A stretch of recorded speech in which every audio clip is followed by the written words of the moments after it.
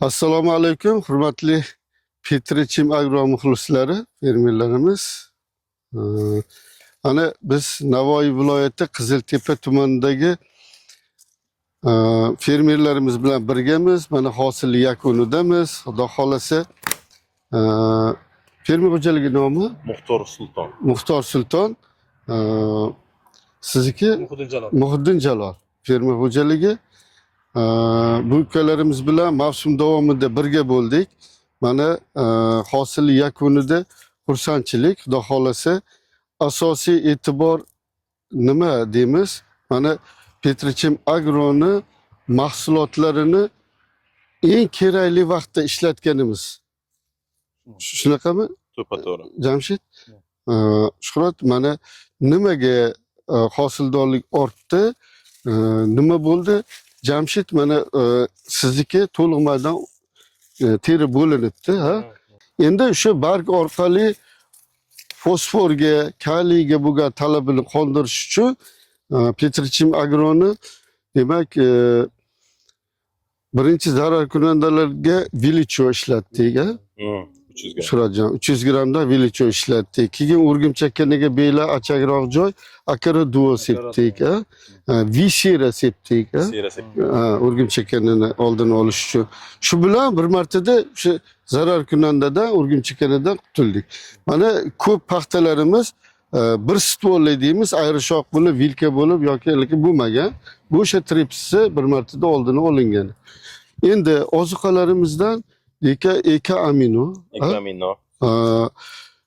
Nima Amafossa 46% suyug'i, fosforlik.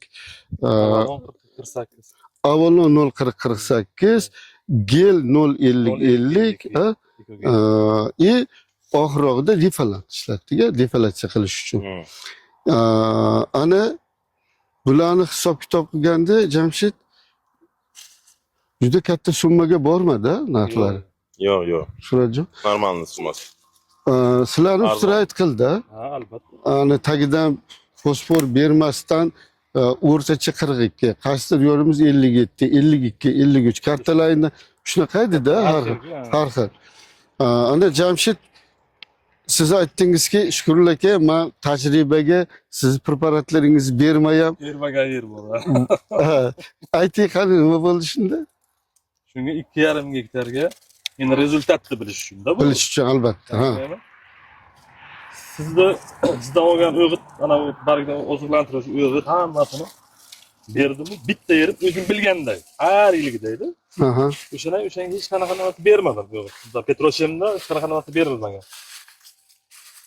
Yonma-yon ikkita karta 2,5 gektar bunga berilmagan, 2 gektarga berilgan. Uni terishni boshladim 19 sentni da hosildorligi. Undan shunday qilib o'taman 45 sentni. Shundan men bo'ldim u nima, qanaqa rezultat, qanaqa foydasi qanaqa.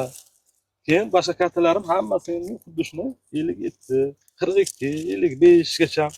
Yerlarim mayda konturlarim 1 gektar, 2 gektarda. Bunaqa katta kontur yo'q menda. Cho'lga dashki.